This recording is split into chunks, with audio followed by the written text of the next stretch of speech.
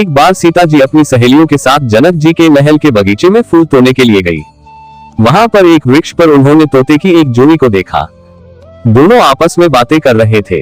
एक ने कहा कि अयोध्या में एक सुंदर और प्रतापी कुमार है जिनका नाम श्री राम है, उनसे सीता जी का विवाह होगा। श्री राम 11,000 वर्षों तक इस धरती पर राज करेंगे। सीता और राम दोनों एक दूसरे के जीवन साथी की तरह इस धरती पर सुख से जीवन बिताएंगे।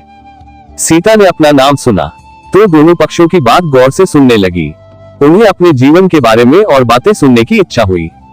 वे अपनी सखी सहेलियों से कहकर उन्होंने दोनों पक्षियों को पकड़वा लिया। सीता ने उन्हें प्यार से सहलाया और कहा, भय मत करो, तुम बड़ी अच्छी बातें करते हो। ये बताओ, ये ज्ञान तुम्हें कहाँ से मिला? मुझसे डरने की जरूरत नहीं है। दोनों का डर समाप्त हुआ। वे समझ गए कि यह स्वयं सीता जी है। दोनों ने बताया कि वाल्मीकि नाम के एक महान ऋषि हैं। वे उनके आश्रम में ही रहते हैं। वाल्मीकि जी रोज श्री राम और सीता के जीवन की चर्चा करते हैं। उन्होंने वही ये सब सुना है जो अब सब कंठस्थ हो गया है।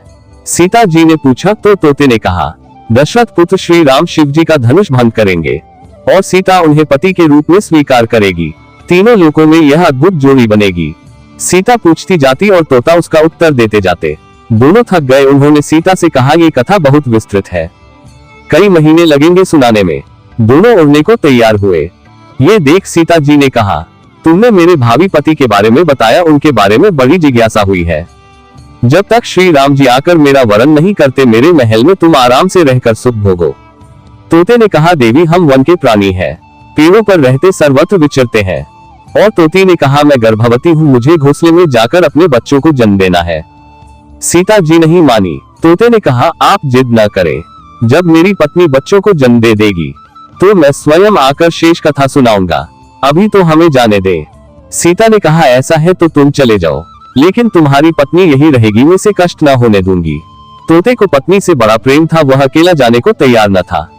जब तोते को लगा कि वह सीता के चंगुल से मुक्त नहीं हो सकता तो विलाप करने लगा और बोला, मुनियों ने सत्य कहा है, मौन रहना चाहिए। यदि हम कथा न कहते तो मुक्त होते। तोती अपने पति से बिछुड़ सहन नहीं कर पा रही थी। उसने सीता जी को कहा, आप मुझे पति से अलग न करें, अन्यथा मैं आपको श्राप दे दूंगी।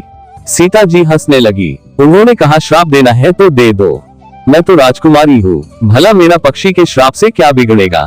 तोती ने श्राप दिया कि एक गर्भवती को जिस तरह तुम उसके पति से दूर कर रही हो, उसी तरह तुम जब गर्भवती होगी तो तुम्हें भी अपने पति से बिछड़ना सहना पड़ेगा।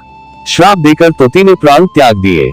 पत्नी को मरता देख तोता क्रोध में बोला, मैं अपनी पत्नी के वचन सत्य करने के लिए मैं ईश्वर को प्रसन्न करूंगा और श्री राम के नगर में जन्म लूंगा और अपनी पत्नी का श्राप सत्य कराने का माध्यम बनूंगा।